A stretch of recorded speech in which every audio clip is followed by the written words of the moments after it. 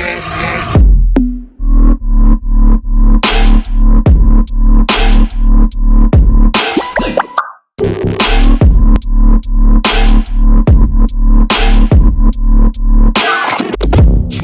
you're excited to hear from my man, John, please drop a JB in the chat while we get everything set up and you guys can learn some amazing things about the sales process here. Are you on here, my man? Yeah, can you hear me? Yeah, I can hear you, brother. I'm gonna make you on the spotlight.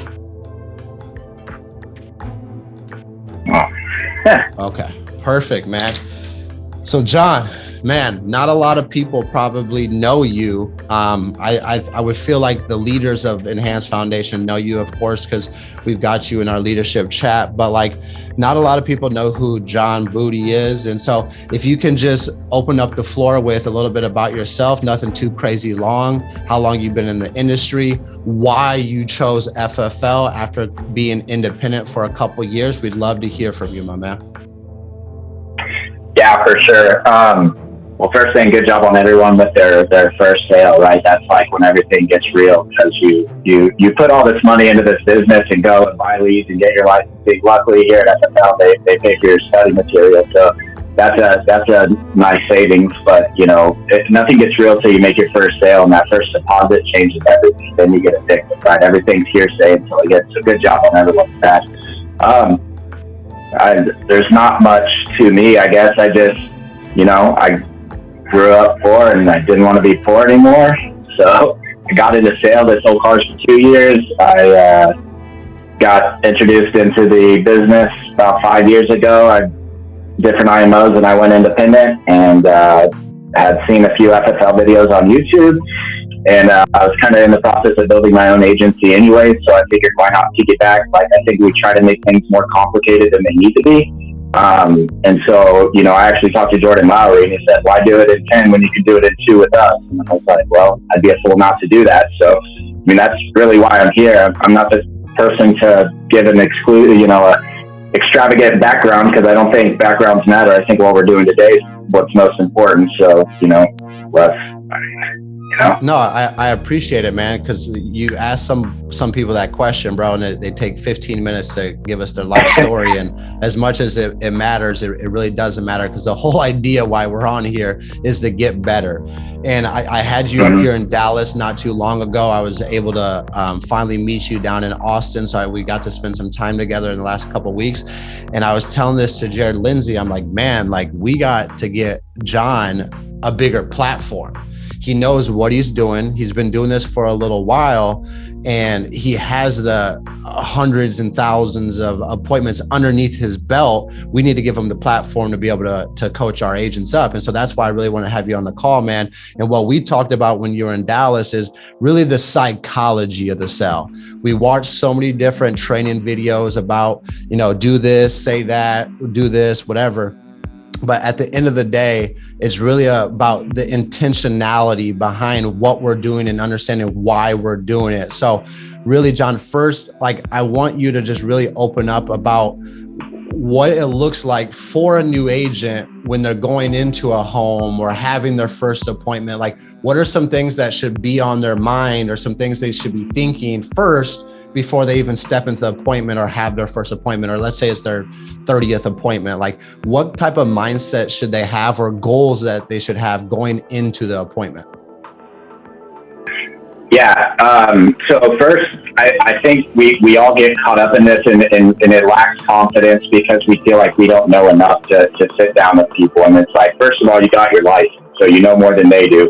But really, no matter what you know, the only thing that client cares about is they want to know you care. They don't care what you know. They care that you care. That's it. And so it's like, by asking questions, like everyone, I always hear everyone, hey, what do you say when they do this? What do you say when they say this? It's not like, there's nothing you can say that's more important than what the client can tell you. Like, that's bottom line. Like, I can't tell you how much you love your family. I can't tell you how much you need this product. I have to ask you those questions so that you come. So go in knowing that it's okay not to know everything, because I'll tell you what, I've been in the industry for 5 years, not a long time compared to some people, but it's like every year products change. So you're never going to know anything. So or everything. So it's like, if you have that intention of going into this business as I'll be ready when, you'll never be ready, because everything's changing nonstop. Like, whether it be the way leads are done, whether it be, the way we get in contact with people, I mean, anything like that. So I think going into the home with the mindset of, I just want to have a conversation with these people, and not necessarily, it's like I talked to you about. We ask questions. We get in this habit of asking questions because we know we're supposed to ask them. But the substance behind what we're asking is what's important, right? Like, if we don't get the answer we need for that question, re-ask the question. You know what I mean? It's like when you say, hey, Gage, if you were to pass away today, how would Michaela get by, right? And you go, oh, she'll be all right. And most people say, okay, move on. There was nothing there, and she'll be all right. But going back and saying, what do you mean by all right? What does that look like? Like, make them live that day to day. And I can't tell you, hey, that's going to suck for Michaela. You have to tell me that's going to suck for Michaela. And so for me to do that, I have to ask you probing questions. We're surface level people, right? And so, like, the easiest thing to understand is that, like, I relate it to this. You walk by someone in Walmart and you say, hey, how's it going? You don't care how it's going, and they know you don't care how it's going. So they say, it's all right, and you keep walking. But if you stop and turn and you say, what do you mean by all right? They're going to pour out, because they're like, wait, this guy actually cares. So to you going in the home, you're the salesman. Don't be the salesman. Be someone that consults with these people. Ask them questions. There's, like I said, like, the bottom line is go into the home knowing that there's not one word you can say that's more important than any word they tell you. And so that's why when a lot of people do ride-alongs with me, they're like, you never talk. And I'm like, because there's nothing I can say that's going to get them to buy. You got to tell me. Like, it's like I was telling you guys, I almost try to convince them not to buy the product, because that justifies the product, right? That justifies the solution. And so you have to understand, we're not selling products, we're solving problems. And so that's what really makes this business. This is what makes people really well off in this business. Like, yes, FFL tells everyone you can do well being an order taker. You can. You really can. You're going to spend a lot more on leads. You're going to go to a lot more appointments.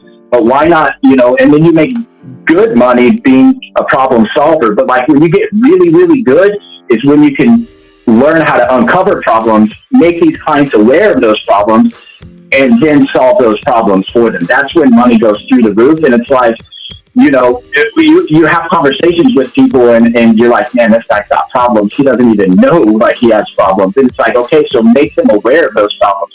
Because when you walk out of a deal, like, it's okay to leave a house and not make a sale if there wasn't a problem to solve. The problem is that you guys are going in there and you're trying to push products. You're not asking enough to figure out what the problem is and showing them how to solve that problem. We don't sell death benefits. We sell monthly income. We sell, mortgages paid off. We sell solutions. We don't sell $10,000. We sell 6 months of income. You know what I'm saying? So understanding that concept is going to change everything, because you can't tell me that $10,000 is worth $200 a month to me, but telling me that my wife that I've been married to for 30, 40, 50 years is going to have 6 extra months to figure out, opposed to going like that and being like, oh shoot, I'm homeless. Like, dude, that's worth $200, not $10,000. No, so understanding that's the biggest thing. Yeah, no, amen, bro. I mean, I want to circle back to what you said. We're surface level question askers. And we get so excited when we get somebody on the phone, if we're doing a one call close or we're in the home, because they're home and we're at the table and we just want to get through the financial inventory as fast as possible because we told them it was going to take 10 to 15 minutes. Guys, I promise you, even if you tell them it's going to take 10 to 15 minutes and you're there for an hour and a half and you help them out, they're not going to be mad that you told them it was going to take 10 to 15 minutes. You just need to be able to get your foot in the door or be able to give a presentation. But what John is saying on that surface level is like, we're so quick to just say, okay, what medications are you taking? Oh, I'm taking albuterol, I'm taking this, I'm taking that. And you're like, okay, you have any surgeries? Like, you don't actually dig into why they're taking the medication. You don't dig into their condition. Let's say that you ask them if they had diabetes, you circle the diabetes and then you keep it moving. Like, you got to fact find a little bit more. You got to dig a little bit deeper. And when someone tells you that they have diabetes, you got to know when they're diagnosed. Have they been on insulin before? Have they had complications before? Have they been hospitalized before? Like, all these different questions matter and will allow you to gather facts that you'll be able to utilize to, one, help you underwrite better, but two, utilize their situation and their words to really help them make it make sense. And what I was explaining to you, John, and what we were talking to an agent, it's like peeling an onion. It's like there's layers to an onion, right? And I like to make this analogy because we're so quick to take the first layer of the onion off and then keep it moving. It's what's the next layer, the digging deeper. It's like you find the pain point in the home and we touch it and then we keep it moving. Whereas if we find the pain point in the home and we press on the pain point, more and more information is going to come out, more and more the pictures being painted, more and more the value of what we're providing is present in the presentation. So I think it's key that you don't just ask the surface level questions. And this brings up another great topic, John, I think, is like, you should do the same thing with your agent. You're an agency owner and you have 5 agents, you have 10 agents, you have 20 agents.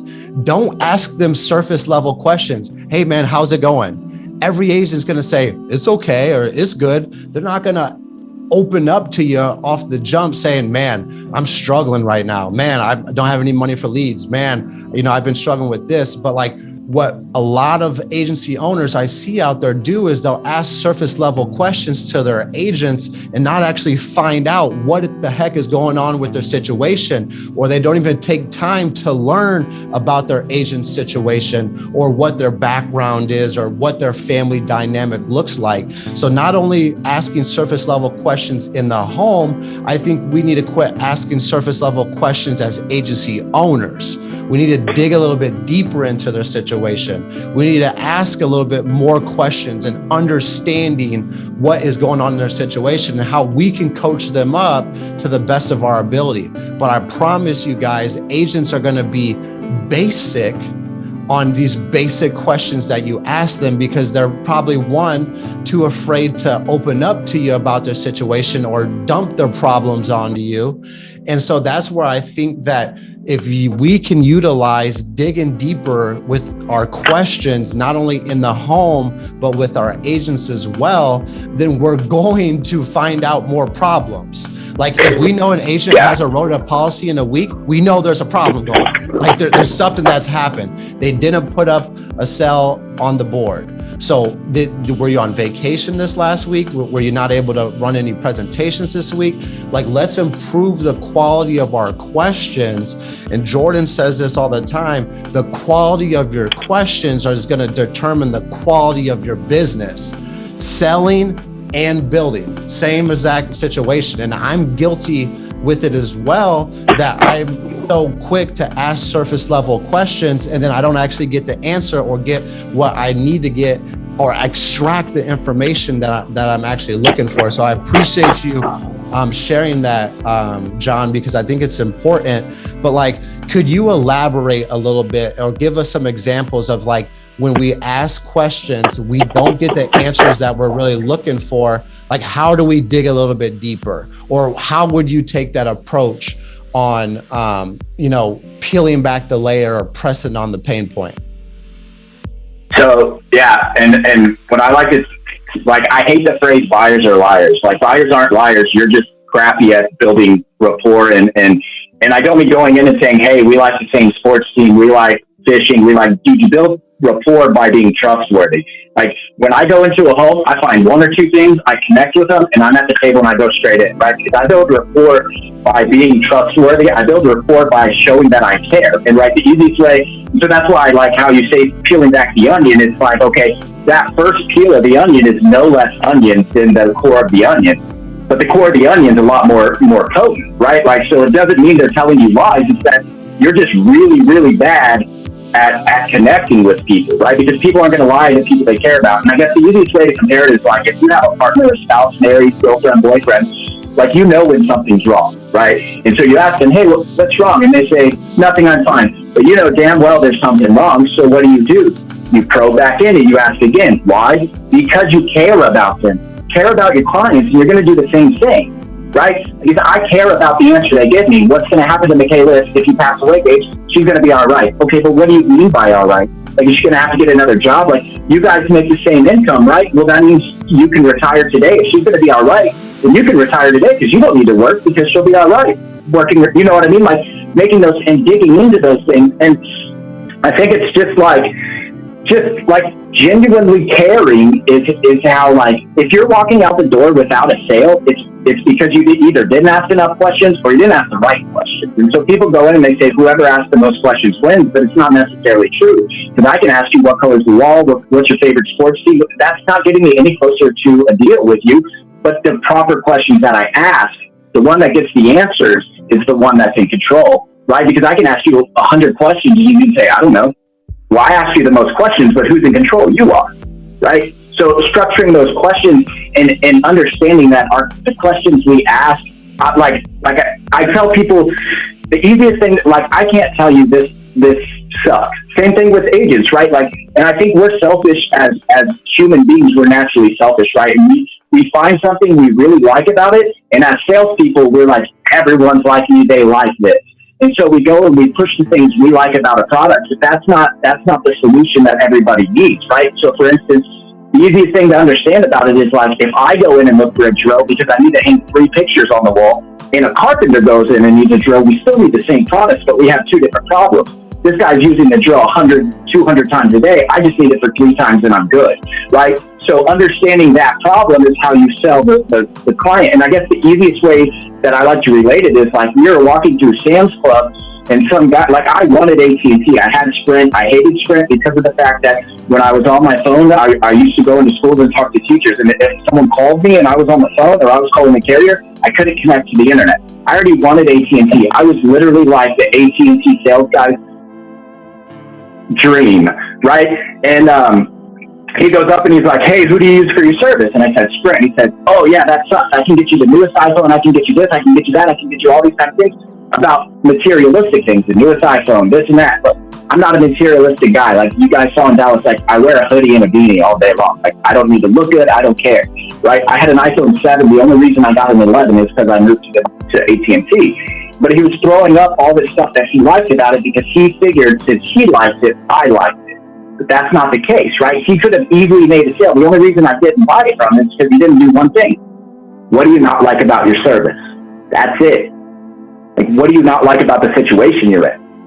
That question would have sold me, right? Because I would have told him, well, I don't like this. Well, we can do that. Let me show you, right?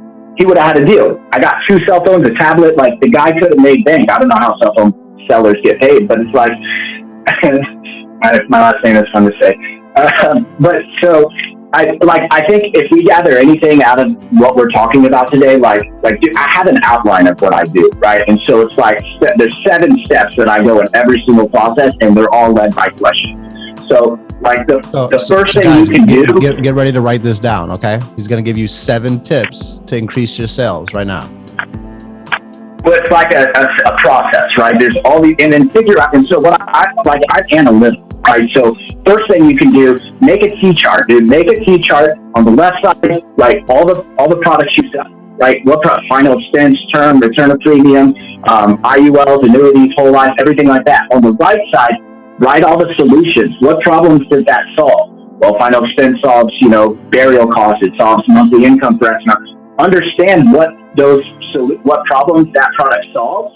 And then once you understand that, now when you talk to people, you're asking questions to find problems to fit them into a solution, not trying to push products on people, right? That's going to change everything, right? Because now I'm having conversations to understand solutions. Like, I'm trying to solve a problem. I'm not trying to push final expense. Because how many times you go on a mortgage mailer, and that's a mortgage mailer, you're supposed to sell the mortgage protection, but you transition to final expense because the problem's not mortgage, it's final expense, it's monthly income, right? And so when I sit down in a sale, like, this is my structure, and it's perfect. Like, it's just, I guess, categories. So like the first one, obviously you build your quick rapport, but your first one's your fact finder, right? Or your financial inventory, right? Your situation question. I need to figure out the situation that they're in because I can't solve a problem I don't know. So fact finder, or financial inventory, that's your situation questions. You're doing those. right? Another tip on that, and I think I actually heard it from one of Lewis's things, is he ended up switching and doing the health questions first and not the income first. And what I liked about that is, one, it's easy to transition from broke to, hey, we need to replace income, rather than us talking about you being broke, us talking about your health issues, and then I have to reheat you up on being broke, right? So talk about health questions first, because we go in there to talk about life insurance, right? What do you need for life insurance? Good health. So it makes sense. We're not objecting this, but a lot of times we get that objection of people, why do you need to know what I have? Why do you need to know what I make? So if you build a rapport by asking and relating to all the health questions, the financial questions come easy, and then it's a significantly easier transition into that. But so situation questions, that's your. So real quick, John, can you elaborate on how you would handle if someone's like, why do you need to know that? Or why are you asking me these questions? Because I know that's a big fear that people have. So like, if you can just give a tip on helping them understand why you're asking those questions, everyone would appreciate it. Yeah, for sure. And so I just straight to the point, I say, the life insurance companies, although they want to know what insurable interest is, because of the fact that there's a lot of times that people that make $10,000 a year want $20 million in insurance, right? And it doesn't make sense. There's no insurable interest there. Or say a grandchild wants to get a grandparent $1 million policy that they're the beneficiary. So they need to make sure the insurance you want to protect is there's an interest for it, right? As well as we want to make sure that we're not overbuying and things like that. So there's actually a cap to how much insurance you can buy. You can't just get as much insurance as you want. It's not like someone that makes $30,000 can get $20 million in insurance. There's typically a limitation. So I have to make sure as a field underwriter, I need to make sure that we're going in at the right amount and we're not looking at too much insurance, because I think you'd agree we don't want to get too much insurance. Is that correct? Like, that's all I say, and it makes sense, right? Because it's true. You can't buy too much insurance. Like, typically, if you're 30 years old, you can't get more than 30 years of income. Like, no one's going to let you do it. So if you make $100,000 a year, you can't get more than $3 million in coverage. That's just how it is. So that's how I handle that. No, I appreciate that, because I think it's important that people understand, because you will get people, why you need to know that, them just taking back control of the presentation. And it's key that you always maintain the control in the home. You are the professional. And if you feel like you're losing control, that is when you have to take it right back. Because if you go down that path of allowing them to talk and allowing them to dictate the way the appointment, it's a wrap. It's over with. Once you lose control, there's no chance of you making a sale or helping a family. So you taking that control right back by, asserting yourself as the professional and telling them, well, this is what we have to do, or whatever the circumstance may be. But I just know for a fact that there's people that go in a presentation or in a home and they lose the control, John, and then they keep carrying on, and it's just like you're dead in the water at that point in time. So I just think get up and leave. I tell my downlines all the time. I say, dude, if they're not giving you information, you could spend your time much better making phone calls. I mean, I talked to my downline Jordan. I'm like, man, you got 2 kids. Why would you want to be in someone's house that doesn't want you there? Like, go home and spend time with your kids. You know what I'm saying? Like, I don't want to be there. I'm not like, the easiest concept to go in is that, and everyone has so much pressure. They're like, I got to make a sale. I've been doing this for 5 years. Not one sale has changed my life, but every sale I make changes that person's life. So I'm there to help you. You're not there to help me. So that's bottom line. So if you're going to be rude, I'm going to pack my things and leave. And I've done it before. And then you start packing up, they either change tone real quick or you leave. Like, you can't want to be there more than they want you there.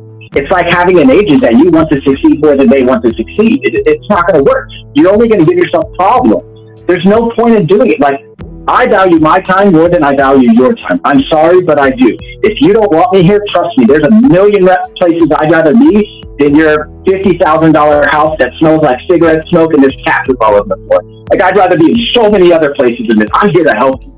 If you're not willing to help me, then I'm out. Like, that's the bottom line.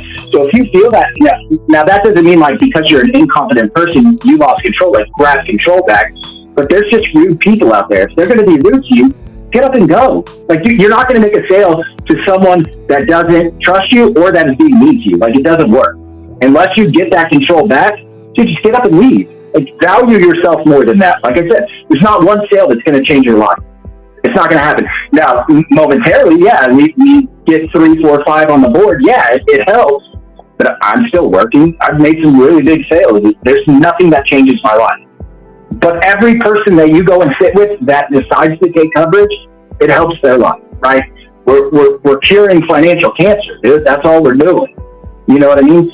So I love that. Understand that control is everything, but also understand that respect yourself, man. Like, have confidence. I'll get up and leave before, like, I'll kick myself out before you kick me out. I'll tell you that right now. You know what I mean? Because I'm out. Like, there's plenty of people, but that comes with volume, right? We have plenty of appointments. It's like we were talking about, right? Like, it's almost a breath of fresh air when you get no-show to an appointment. When you're so full of appointments, it's like, gosh, now I can eat. You know what I mean? So just understanding that and value yourself more than, you know, because if you don't have confidence in yourself, they can tell like that. You know what I mean? And confidence comes from lack of self-identity. So if you have lack of self-identity, figure out who you want to be and start doing those things. Build your confidence, you know what I mean? And so whether that be waking up early, doing, like, everyone wants to be, I know this is kind of a tangent, but everyone wants to be they want to make $1 million, but how many people want to be $1 million earners, right? Because that's two totally different things. You know, you can't wake up at 9 a.m. every morning and say, I want to be $1 million earner. No, you want $1 million. Everyone wants $1 million. But who wants to live the lifestyle of the person that earns $1 million? That's the people. That's why, like, I have a checklist, dude. I said, what do people that make millions of dollars a year do? And I made myself Monday through Friday. Yeah, check them off. I make sure I do every single one, every single day. What is it? Read books. You know what I mean? Exercise, all kinds of things like that. So lack of confidence is lack of self-identity. Figure it out. You know what I mean? Do you really want to be that person, or you just, I'd like a job. You know what I mean? But am I the person that's going to go get, you know what, like, understand the difference between wanting $1 million and wanting to be $1 million earner. And that's how you start to get confidence in yourself, because you're trying to be something that you're not being. You want to be something that you're not taking the actions on. Right. Amen. And so, but I think that was but it comes in sales, right? Like, you have to be confident. The most confident persons win every conversation, every time. We like to preach, dude, that confidence comes with discipline and training. Mm-hmm. In this business, you have to be disciplined and you have to always be learning. There's no point in time. Santana, a prime example, on the call here today, was saying that he was getting the think about it's a lot, and just running into a bunch of no sales. And then John gave him some tips and we gave him some videos to check out. And then he made, like, I don't know, helped 6 families or 7 families in a day. And it's like that same day. Santana's been doing this for 1.5 years, and we can get into this cycle of just going through the motions and thinking that we're going to make sales without creating any emotion. And so we always have to be humble enough to understand, even myself, 2.5 years into this thing, I still have things to learn. I still have things to keep sharpening. I still have things to get better at. And you have to stay humble in this business and understand there's always more to learn. There's always another layer where you can take this to the next level for your business, for your agency. It doesn't matter. So confidence, guys, comes from discipline and training in this business. And if you mix those two, which you can control both of those two aspects, all of a sudden you start feeling more confidence. All of a sudden you're standing tall in the home. All of a sudden you're firm with your voice. All of a sudden you're not stumbling on your words because you heard a training video of what to say or how to approach the next step. So I'm not meaning to interrupt you, John, but I just want to make these points come across and what you're saying and why you're saying it. So you said, you go through the financial inventory sheet, then what's kind of like the next process going through it? So obviously that's your situation stage. Your next stage is awareness, right? I need to make this aware to these people because, like I said, a lot of people that have problems don't know they have the problems, right? That's why they send in mortgage mailers, but they need final extent. So I need to identify the situation. Lets me realize the situation. So that's your financial inventory, right? Then you have your awareness section. So that's me asking questions like, what does it look like, Gage, if you were to pass away? And figuring out, making you aware of the problem, right? And then the next one is like, I call it magnifying, because I'm not a very smart person, so I call it the magnifying section. And so I'm honing in on why that opportunity sucks. But remember, I'm not talking, I'm asking, right? What kind of questions can you ask to make them aware of it? And then those are like probing questions to make them go deeper. Like, she'll be all right. Well, what do you mean by all right? And then if they can't do it, ask more, right? Like, well, does she have to pick up a second job? Is she going to have to get a smaller home? Are we going to have to, go on through like? And so that's like the magnifying phase is what I call it. And you just kind of build it into. And then the next one is, okay, solution questions, like or section. Like, let me start talking about solutions. And so another thing that and I'll finish this up and touch on that on top. And then 5 would be consequence. You want to understand, like, build the consequences of if they don't take action today, right? Like consequence questions, right? That has to do with, what if you get in a car accident and we're thinking about it, right? Well, thinking about it doesn't change lives, right? And then you go into your transition, which is just kind of like cooling them off a little bit, and then going into your close or commitment stage. And like, I think it's really important to note, like, we're so, like you said, we try so fast to get through this financial inventory so we can talk about what we know about the product. That's selfish. Stop. I talk about products for like 30 seconds. Seriously. Why? Because, once again, I don't sell death benefits. I sell what the death benefit does. So I'm not talking to you about $10,000, $12,000. Now, granted, if I'm looking for a funeral, I say, it's $12,000, and yes. But if I'm trying to get your mindset on income replacement for 6, 12, 18 months, I'm not talking about a death benefit amount. I'm talking about the solution, right? Because here's the thing, like, sales charge back, solutions stay. Like, that's the bottom line. If I'm selling you a product, I'm going to catch a charge back 100%. Why? Because I can push you into a sale. If I'm solving a problem, you understand that product is solving the problem I need, that stays on the book 100% of the time. You get a chargeback because you didn't solve the problem, you pushed a product. And I see that a lot. People chase the sale with product. What about this? What about this? What about this?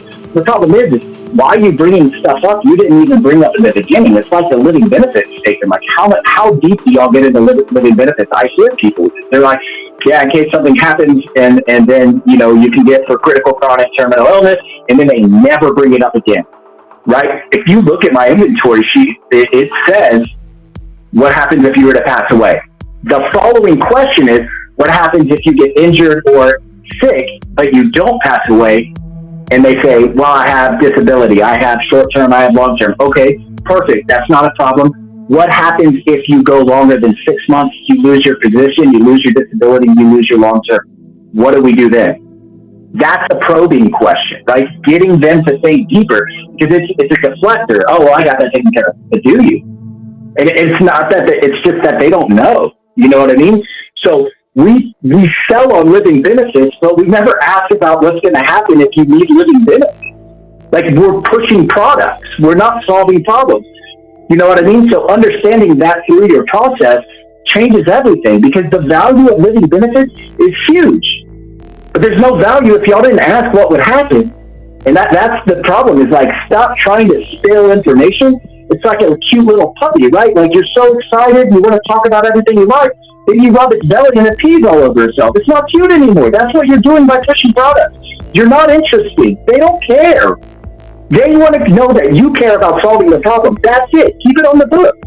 And then if there's no problem to solve, get up and leave, dude. Like, we're so concerned about having a close ratio and closing everyone we sit with. But dude, if you genuinely go in and separate yourself from the sale and just say, hey, let me find a problem that needs to be solved, there's plenty times we go into the home and there's not a problem to be solved. But 1, there's got to be a problem to solve. 2, they have to understand there's a problem to solve. And 3, that problem has to be more uncomfortable than the solution. I was talking to Santana about that. I said, look, we talk about how everyone wants to stay comfortable their whole life, right? We lean towards comfortability, right?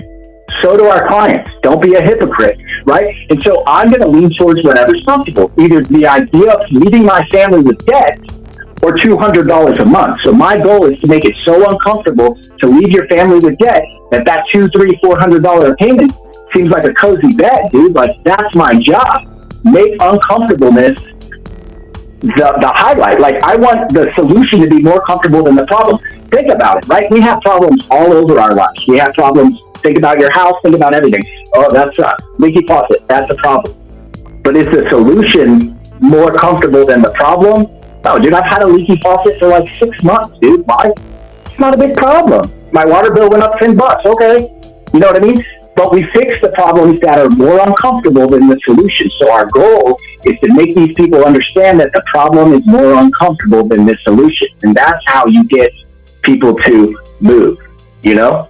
And like I said, that goes back to nothing I can say can make it that way. You have to tell me. And we do that by asking our financial questions. We do that by asking what ifs and probing. Like, stop asking questions to ask the question.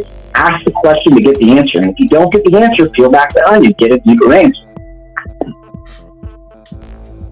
Boy, my man is on fire. That was great, dude.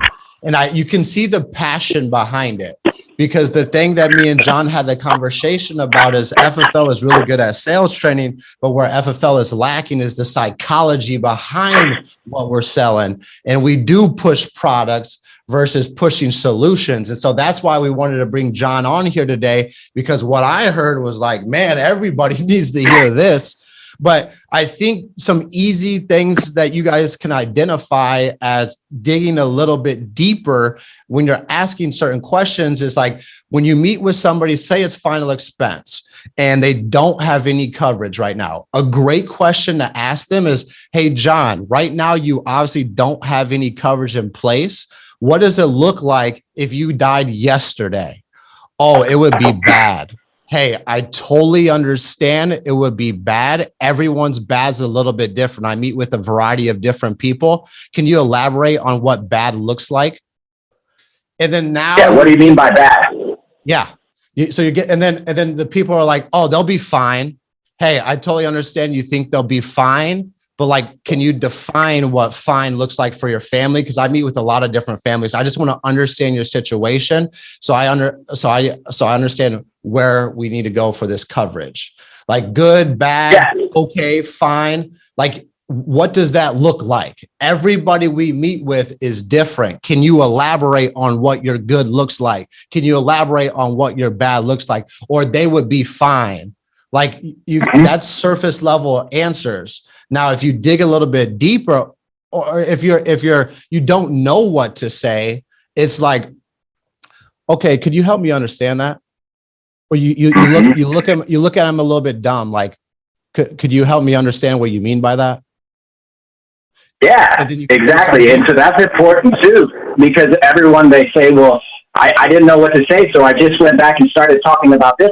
That's dumb, dude. If you don't know what to say, ask the question. There's nothing I can say that's more important than you can say. Remember that. Like, keep it, write it on your wall. If you don't know what to say, ask them a question. What do you mean by that? What does that look like? Right? And I'll even tell people that she'll be all right. She'll be fine. But she'll be okay. So when y'all send your vows, you let her know, like, hey, if I pass away for better or worse, yeah, but you'll be fine. You'll be all right. Like, dude, what does that mean? You're supposedly love this person and you're fine with them being all right? Like, dig into it. What do you mean by that? And everyone always wants to say, well, how do you handle this objection? Well, what's the objection? Well, it's too expensive. Well, what do you mean by that? Well, I can't afford $80 a month. Or same thing, like you said, like, it surprises me when I was in Dallas how many people weren't asking what type of coverage people already have. That's a situation question. Like, how am I supposed to solve a problem? I don't know the problem. If I go to talk to you and I don't ask you how much coverage you have, and I'm trying to sell you on 10 grand, but you have 250,000 in whole life, shame on me. You know what I'm saying? Ask what they have. Or same thing, like Gage does. He says, am I the first person you talk to, or have you been doing a little shopping around? Oh, I've been doing a little shopping around. Okay. Why have you not done anything? What have you not liked about it? It was too expensive. Okay. And you move on. What do you mean by too expensive? How do I know? Expensive is a relative term. Like, it's an opinion. If it's not a fact, I need to know what your opinion is on expensive. Like, what's expensive? Was it $200 a month is expensive? Was it $100 a month? What is expensive? Because expensive to me is probably never been expensive to you. I'm a cheap ass. I may make money, but I'm cheap, dude. I'll go to Walmart and buy all my clothes. You know why? Because Target's expensive. You know what I mean? Like, if it's a relative term, probe. Like, what does it mean? What do you mean by expensive? Like, because expensive to me isn't expensive to you, and that's the problem. Is we take an answer and we stay on the surface. You don't solve problems on the surface. You got to dig deeper. Man, we could keep going on, about this for days, man, because there's so much more. There's so much more than just selling life insurance. There's so much more than just selling whole life. There's so much more than just selling term life. Like, we are professional problem solvers. And if you don't feel like you're a professional problem solver, you're probably not selling at a high level. I'm sorry. That's just facts. So the sooner that we become professional problem solvers, the sooner you're going to see your sales go out the roof. The sooner you're going to see yourself helping more families. The sooner you're going to feel more confident in yourself. And that's what it boils down to at the end of the day. At the end of the day, is your belief in your ability to be able to help people. And where so many people sell themselves short in this business is they don't actually try to get better. They don't try to ask for feedback. The client said this, they said this. It's like, well, where did you mess up? Because they raised their hand and were wanting information on it. So somewhere in that process, you stumbled upon your words. You didn't ask the right questions. It wasn't the client, it was you.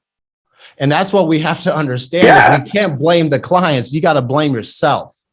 And that's what I always knew when I was getting feedback from people when I was learning mortgage protection. I knew nothing about mortgage protection, and I was spending $80 a lead. So you better believe I needed to learn really freaking fast on how to sell these leads before I went out of business. So every time I didn't make a sell, every time I got to think about it, I figured out why I got it, not why they gave it to me. I figured out why I got that objection. And if you guys change your mindset into thinking, what could I have done better? What could I have said differently? Then it's a whole different coaching opportunity. It truly is. Yeah. Hey, real quick, 2 to 3 minutes. That's what I would say to Rob Richmond all the time. Hey, real quick, 2 to 3 minutes. This was the situation. This is what I said. What would you have done? Because I know it was my fault that I messed up. It wasn't the client. I know Rob would have sold them. I wouldn't have sold them. I know Jesse would have sold them. So I wasn't confused about that. So you guys got to get out of that confusion way that it was the client. You have to understand it was yourself, have some self-reflection, be coachable, and take constructive criticism.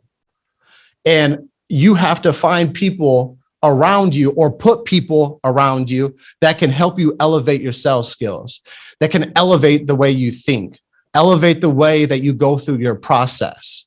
We have a big team full of a bunch of different killers, and most of you guys aren't talking to them.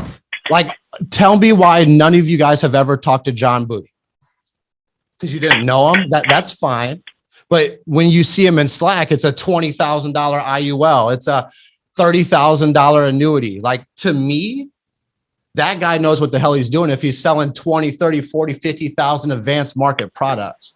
So, John, I really appreciate you going through the psychology of the sell for you to understand and elaborate on what this looks like. And just real quick, can you give like just some tips, or not even tips, but give people on this call an idea of how great we really have it at Family First Life, as you've been with a couple different companies and you were independent by yourself. Like, I don't think people really understand how good we really got it.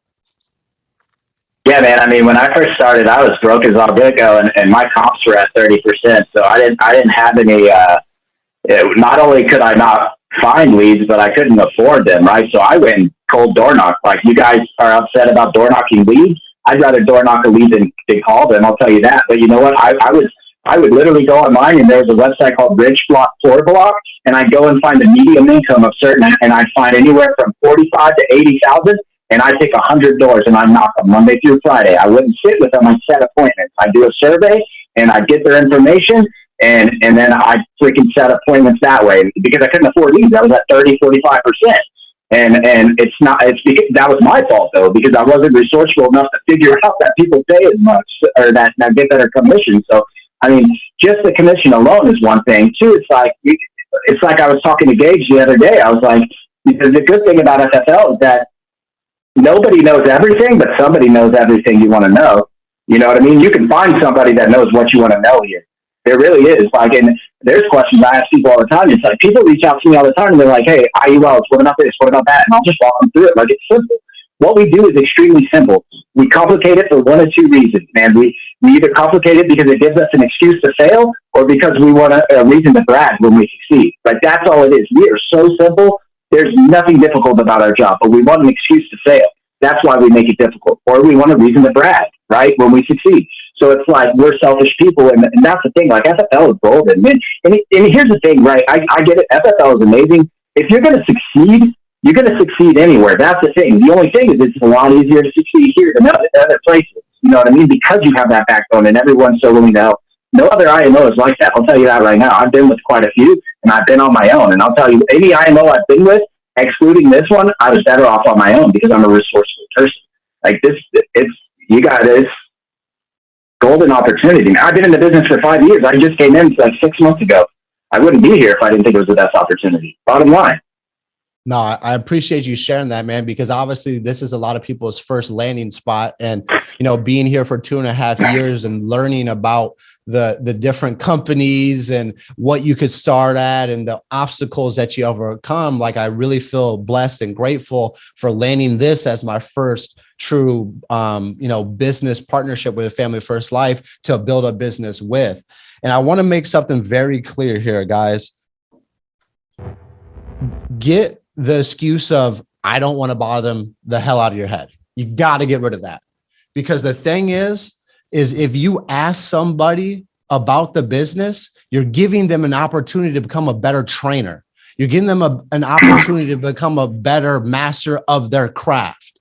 Like, John enjoys telling people about IULs because he gets better at explaining it to people. He gets better at explaining what the product does or how to present it. So please get that out of your vocabulary, get that out of your head. You're literally never bothering somebody. You're actually selling them short on an opportunity to become a better leader. You're selling them short on an opportunity to become a better trainer.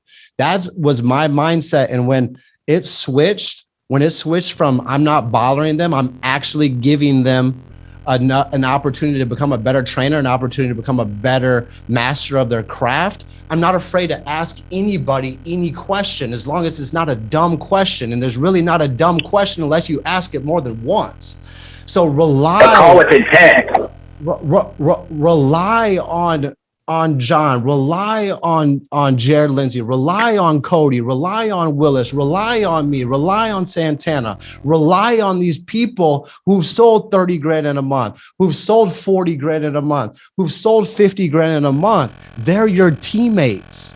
There's 64 people on this call right now. You have a plethora of people to reach out to. And if you resonate with somebody, tell them you resonate with them. You like their style. You like the way they do business. Like, people want compliments. So compliment them if you like the way they do things. Like, I just want to make that point across that, like, there's the 80-20 rule applies to all the business. Like, the 80% of you that are doing 20% of our volume, reach out to the 20% of our team that are doing 80% of the value.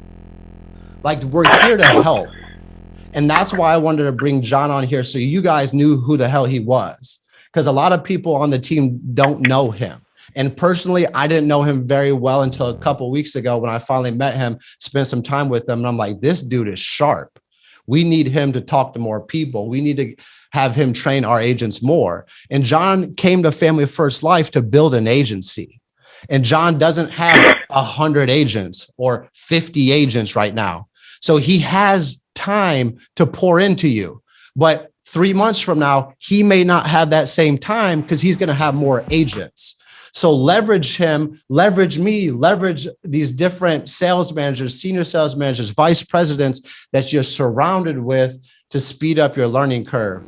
But man, if anybody on this call got some value from my man Boutte, drop a JB in the chat to show my man some love. Because man, that was just, I got to watch this again, dude, because some of those analogies and phrases and word tracks that you said, dude, just makes so much freaking sense, man. And I'm glad that we have you on our team, man. I'm grateful that you're a part of our group.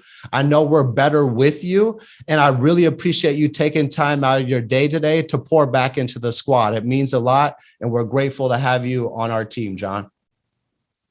For sure, man. The only thing I got to add at the end of that is you're saying, call whoever. You're right, but if you're only bothering people if you don't call with intent, man. Know what you need to talk. Don't call. I have people call and talk about their background and everything. Nobody. I mean, I like you guys for real. I do. But if I'm gonna have a conversation, it's gonna be with my girlfriend, not with you. You know what I'm saying? So call with intent. Let's talk about business, and then you know what I mean. And unless you want to buy me dinner, then you can talk about whatever you want to buy. But that's the thing, right? Like, you're not bothering anyone if you call with intent, because we're all here to help everybody. I call people all the time, but I get calls from people I've never even met. Like, they have no problem calling me, but you know who they are? They're the successful people that understand you got to call someone with intent. We're on the phone for 2 minutes, and we're always having a conversation about work. I've had other people call me, and it's been an hour long of nothingness, and I'm like, dude, call with intent. That's it. That's it, man.